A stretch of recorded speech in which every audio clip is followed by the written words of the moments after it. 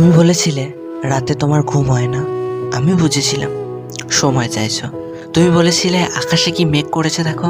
আমি বুঝেছিলাম তোমার মন খারাপ। তুমি বলেছিলে চুলে জট বেঁধেছে। আমি বুঝেছিলাম তুমি স্পর্শ চাইছো। তুমি বলেছিলে আজ বিকেলে তুমি বারান্দায় থাকবে। আমি বুঝেছিলাম সাক্ষাৎ চাও। তুমি বলেছিলে অন্ধকার আমার বড্ড ভয়। আমি বুঝেছিলাম তোমার আমাকে জড়িয়ে ধরতে ইচ্ছে করছে।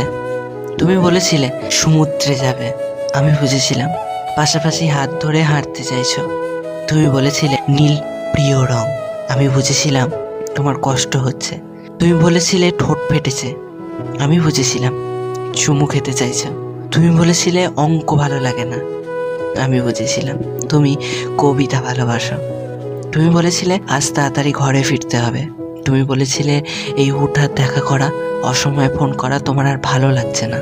আমি বুঝে গিয়েছিলাম বিচ্ছেদ চাই। তারপর অলিখিত স্বাক্ষরে তুমি যখন ইনভিজিবল কোর্টে আমার বিরুদ্ধে বিচ্ছেদের মামলা ঠুকে দিলে, আমি বুঝেছিলাম তুমি মুক্তি চাও।